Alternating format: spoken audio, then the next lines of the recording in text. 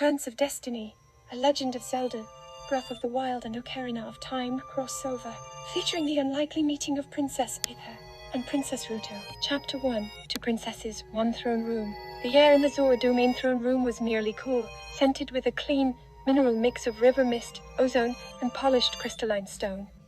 It carried a faint, deep resonance, a constant, soothing hum that seemed to emanate from the very bedrock of the domain. A subtle chorus of countless, tiny waterfalls cascading down the walls. They filtered down through the impossibly high, arched ceiling, a ceiling that looked like the inside of a vast, amethyst geoda casting rippling cerulean shadows on the smooth, wet floor.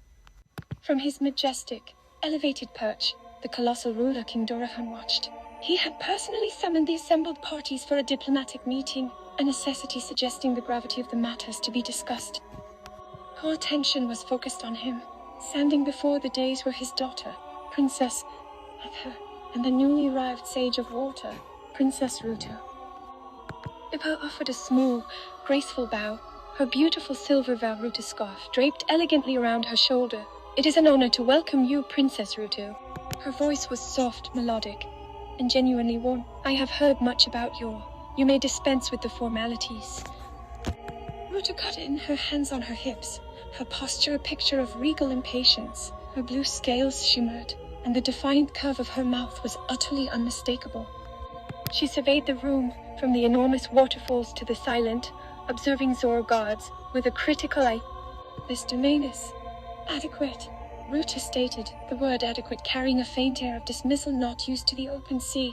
"Though I'm surprised a kingdom of this size has yet to upgrade its architectural scale." "Where is your great sea?" Up on the dais, a muscle in King Dorephan's colossal jaw twitched once, a fleeting reaction missed by all but his most attentive guards. His great face remained unreadable, his eyes moving slowly from one princess to the other, like a sculptor observing two pieces of challenging, but beautiful stone.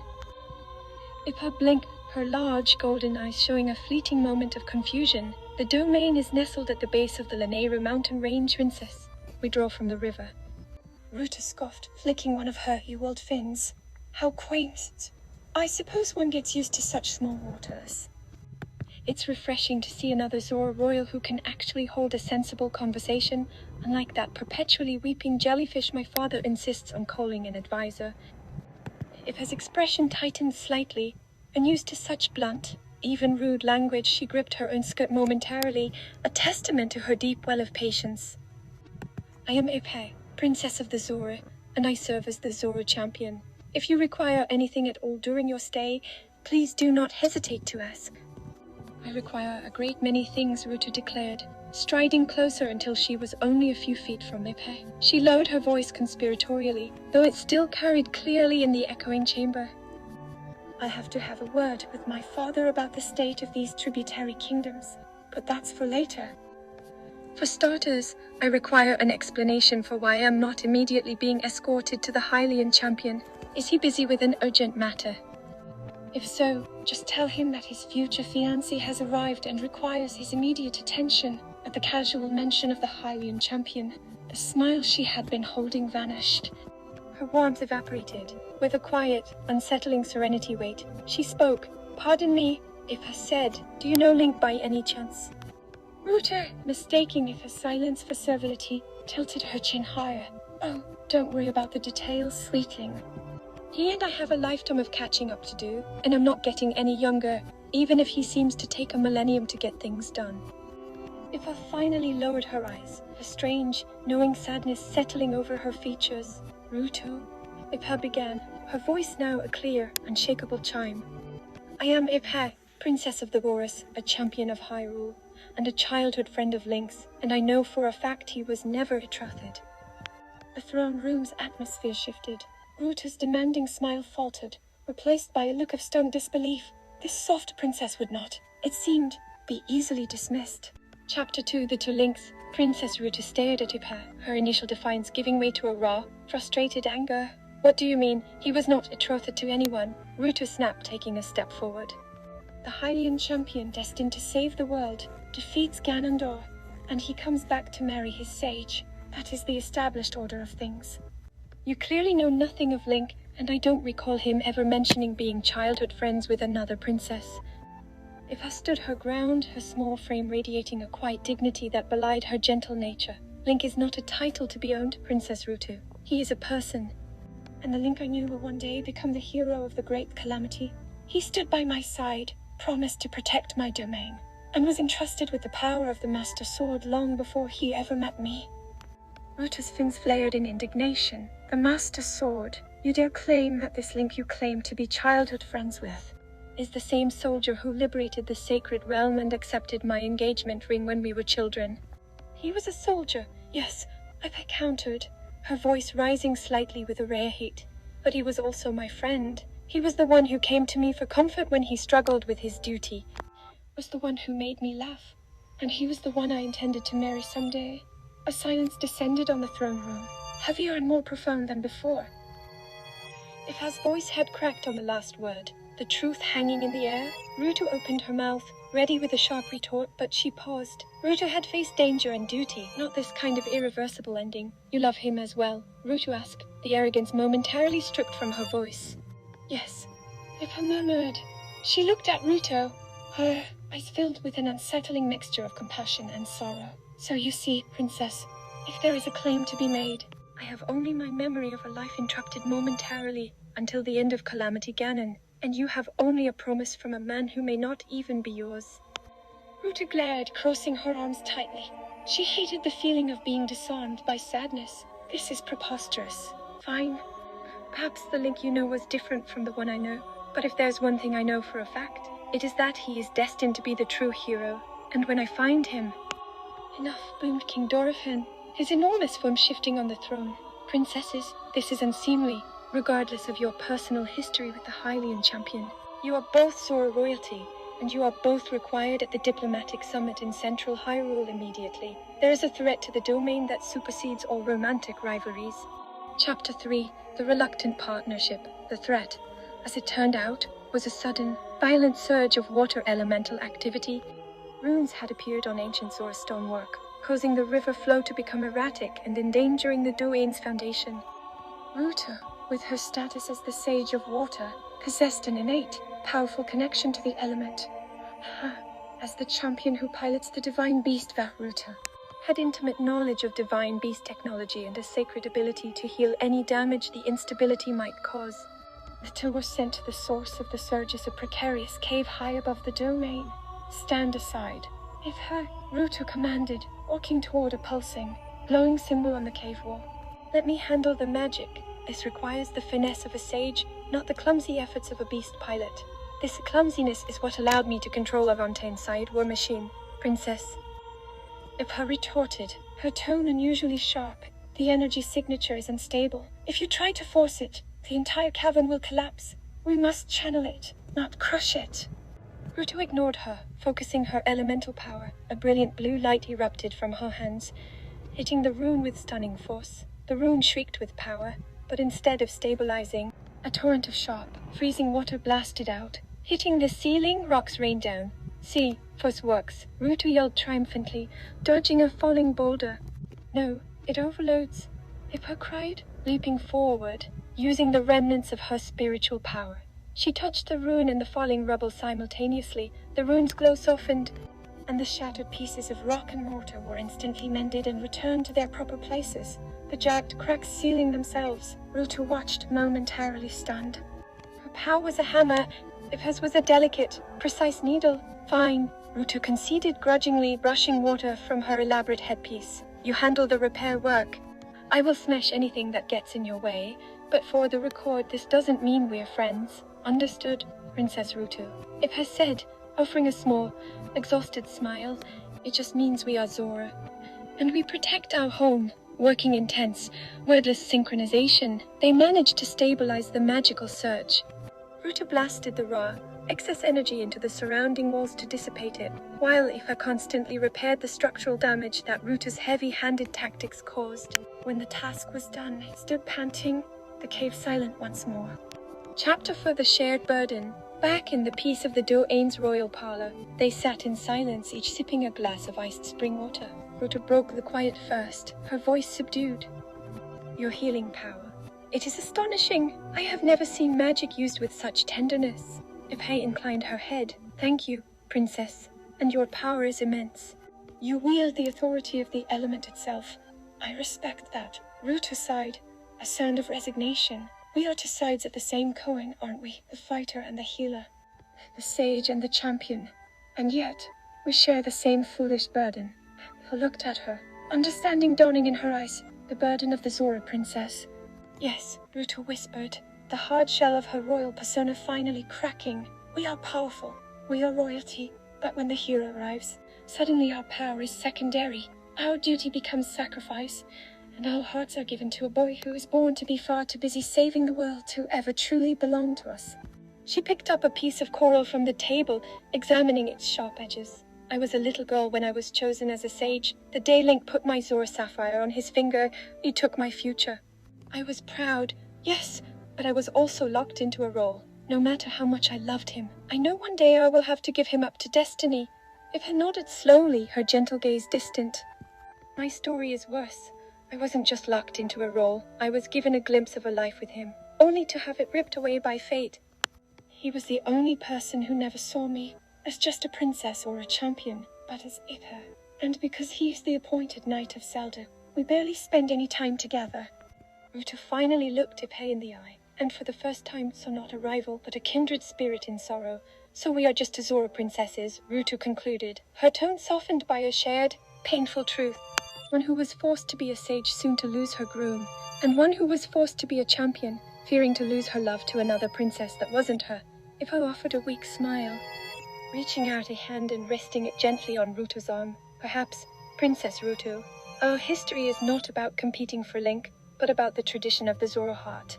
We love the hero, we aid the hero, and we endure the sacrifice his destiny demands. We endure it alone. Ruto took a steadying breath, the edge of her arrogance completely gone. She still wouldn't call Ipha a friend, but the shared understanding was stronger than any title. Perhaps you are right. Ipha, Ruto said, her hand turning to clasp Ipha's gently. Perhaps this isn't a rivalry at all. It's an alliance. Chapter 5, The Frozen Fury. The strange, magical energy that had been causing water surges had now manifested as a full-blown crisis. A forgotten Sheikah Tower had materialized on the Lanayru's-capped peaks. It wasn't just there, it was freezing the Zora River at its source, with an unnaturally cold, ancient Sheikah magic. If the river froze completely, the domain would be cut off, and the war's infrastructure in their lives would be at risk. King Dorephan looked at the two princesses. Oh, my daughter and Ruto, your combined power is our only hope. Ipha, your knowledge of ancient structures is vital. Ruto, your power as a sage must break this magical chill. Ipha and Ruto ascended the mountain together, traversing treacherous, if-slipped trails. They were flanked by a small, elite guard, but it was clear this fight belonged to the princesses. This is ridiculous, Ruto muttered, slipping on a patch of black ice. Link never had me climbing frozen mountains. He usually carried me. Link was usually carrying 3 or 4 weapons, a shield, and a bag full of ancient artifacts, Ipha said, pulling a glowing blue scaled spear from her back. He is a hero, not a porter, princess. Ruto glared, but found she couldn't summon her usual level of indignation. Ipha had learned to parry her insults with gentle, factual corrections, a tactic Ruto found frustratingly effective. They found the tower humming, encased in a swirling shield of deep blue, crackling ice magic. The air was so cold it burned their gills. The magic is defensive, Ipha analyzed, touching the ice carefully. It's trying to seal itself into this world. I recognize the energy artery. It's similar to the malice that fueled the Guardians, but focused on elemental containment. Containment? Ruto scoffed, drawing upon her sage power. I'll contain it right out of existence. Ruto unleashed a blast of pure, incandescent water energy. It hit the ice shield with the sound of grinding stone. But the shield held, only cracking slightly before rapidly freezing the surrounding air even colder. Stop! If I commanded, rushing forward, you're feeding it. This magic uses the external temperature to strengthen its shell. The more force you use, the colder the domain gets. I can sense the water flow below slowing to a trickle. Ruto took a steadying breath, remembering their previous encounter. Ipha's power was finesse. Ruto was forced. They needed to combine them. Fine. New plan, Ruto said, pointing to the base of the tower. Ipha, you have to find the structural weakness where the tower is trying to anchor itself. I'll focus my sage power, but not as an attack. I use it to raise the ambient temperature around the tower, creating a controlled field of warmth. Ifa's eyes widened, a bubble of warmth in a field of ice. That's brilliant, Ruto. It will weaken the shield's internal matrix. Don't sound so surprised. Ruto snapped, but her heart swelled a little at the praise. Go, but be quick. Maintaining a water dome of this magnitude against a freezing curse is difficult. Ifa raced to the tower's base, while Ruto planted her feet and began to chant, channeling the full, ancient power of the Sage of Water. A shimmering, humid dome of protective water vapor enveloped the tower, instantly causing the external ice to hiss and recede. Temperature difference was agonizing, but Ifa endured it, running her hand over the tower's icy stone until she found a small, pulsating rune. Found it. It's the primary anchor point. Ifa, Ruto roared, struggling to hold the water dome as the tower fought back. Ifa didn't smash it. She placed the tip of her spear and the rune and, using her innate champion power, began to heal the tear in space-time that the rune was trying to hold open. The result was not destruction, but a gentle, targeted release. The blue rune faded, the ice shield vaporized, and the entire Sheikah Tower shimmered and dissolved, instantly out of existence. The crisis was averted, the air warmed, the Zora River flowed again. Chapter 6. A New Kind of Alliance. Back in the peace and warmth of Ifa's private chambers, the two princesses were finally able to relax. Ruto was stretched out on a lounge of polished jade, while Ifa was meticulously sharpening the tip of her spear. You know, Ruto said, twirling a strand of her hair, I truly thought you were going to use that soft champion magic to repair the tower itself. That would have been disastrous. I may be a healer, Princess Ruto, but I am also a warrior. Ifa replied, glancing up with a faint smile. I learned long ago from Link that the most effective way to solve a problem is not always through force, but through precision. My power to heal the rift was my precision strike. Well, my power to stay clear in the mountain was the only reason you could get close enough. Ruto retorted, but her tone lacked any real bite. Indeed, Ifa agreed easily, setting her spear down. Your strength, my focus. It works, doesn't it? Ruto stared at the intricate carvings on the chamber ceiling for a long moment before answering. It does, she admitted. And I appreciate your restraint. Most people simply cow when I get demanding. You stood up to me, but you did it with dignity. It's frustratingly respectable, and I respect your passion, Ruto. Ifa said, her tone gentle. You are fiercely loyal, and you know exactly what you want. I, along with many Horus, struggle with that clarity. You are a natural leader, and you are far more than just a sage. Ruto actually flushed, a subtle darkening of her scales that was easily missed, but Ifa saw it. This was the first true, non-crisis compliment she had ever received from Ifa. So, Ruto announced, sitting up suddenly, about this alliance. We are bound by this shared, impossible destiny with the hero, then we need rules. Ifa leaned forward, curious. Rules? Yes, Rule 1, never, ever speak about our love for Link unless we feel comfortable talking about the subject. It gets in the way of our collaboration, Ruto declared. Rule 2. Any future plans for us to work together must be considered professional and not personal. And Rule 3. Ruto paused, a genuine mischievous grin spreading across her face. Rule 3. When the great calamity has ended, we shall commence a friendly duel to see which Zora princess is worthy of Link and gets to be his bride. Signed, the sages and champions of broken promises. Ifa Lao hit a soft, lyrical sound that filled the room with warmth. I believe I can agree to those terms, Princess Ruto. Welcome to the alliance. The two princesses own headstrong and forceful, the other gentle and resolute clinked their glasses of water. A silent toast to the enduring, bittersweet legacy of the Zora and the hero of Hyrule. Chapter 7. The Final Farewell. The magical instability had not vanished, it had simply been pushed back. The dissolution of the Sheikah Tower had left a volatile temporal residue manifesting as a swirling vortex of purple and blue energy high above the Zora domain. King Dorephan stood solemnly with the two princesses by the domain's highest waterfall. The time we have left is little, Princess Ruto, the king said, his voice deep with sorrow. Even though you would only be here for a short while, we appreciate your assistance and hope to meet again in the future. Ruto stared at the vortex, her usual impatience replaced with a quiet apprehension. I understand, Your Majesty.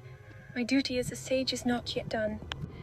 Her hand resting on Ruto's arm, but the vortex is unstable. It is tearing at the fabric of the domain. We must stabilize it, or the backlash could shatter the domain. Ruta nodded to Ibhar. Then we follow the rules of our alliance. One last time. We'll use both the sage's might and the champion's precision to make sure this goodbye is clean. They swam up the massive waterfall toward the vortex, their movements graceful and swift. As they reached the shimmering chaotic vortex, the air crackled with raw temporal energy. Vortex was pulling in water, light, and even sound, twisting them into strange, distorted echoes. Ibhar, look, Ruta pointed to the edges of the vortex. The energy is fighting to contain itself. It's reacting like the tower did. It needs external force to completely disappear, but not so much force that it rips the vortex wider. I see it, Ibhar said, gripping her spear. I will use the divine beast power I carry to shape the edges of the vortex. Like weaving thread, I will create a stable funnel so the pathway is smooth. But I will need you to provide the massive energy to propel yourself and the surrounding magic through that funnel. In other words, Ruta grinned, a flash of her old arrogance returning. You build the road, and I drive the carriage, precisely. Ibhar confirmed, a small smile gracing her lips. Ibhar plunged her spear into the water closest to the vortex edge. A soft, familiar blue light spread from the weapon. Closed her eyes, channeling her spiritual power. The chaotic, jagged edges of the temporal vortex began to smooth out, coalescing into a shimmering, stable, oval-shaped gateway. The task required every ounce of her concentration, and she swayed slightly as she held the immense power in check. It's stable, Ruta. No, Ibhar cried, her voice strained. Ruta took a deep breath, focusing the full, ancient power that had awakened in the water temple. This was not a weapon or a repair. It was a transfer of energy. A wave of brilliant turquoise light erupted from her, surrounding her in a bubble of pure water magic. With one final, mighty push, Ruta's massive energy bubble collided with the vortex, using it a stable funnel as a guide. The roar was deafening, a rush of displaced water. The light consumed Ruta's magic completely, and in an instant, it was gone. The temporal vortex was no more, leaving only stillness, a few lingering motes of purple light, and the gentle rush of the waterfall. After the events, returned, Ibhar sat by the riverbank, Ibhar's spear resting beside her. The domain was safe, the domain stable, and the two said their farewells. Goodbye, Princess Ibhar. Ruta's voice was clear and strong, telling to try being a fisherman. It's safer, she joked. Safe journeys, Princess Ruta. Ibhar called back, the effort of maintaining the funnel etched onto her face. And here is hoping for Link to finally learn to commit after the princesses departed. Ibhar smiled, a soft, fun smile. The memory of the forceful, loud, and surprisingly honorable Princess Ruta was already beginning to feel like a dream. The alliance was formed, the bond was forged, and only the events of Calamity Ganon will tell the fate of these two princesses in the end. And that concludes the Currents of Destiny, a Legend of Zelda, Breath of the Wild and Ocarina of Time crossover, featuring the unlikely meeting of Princess Ibhar and Princess Ruta.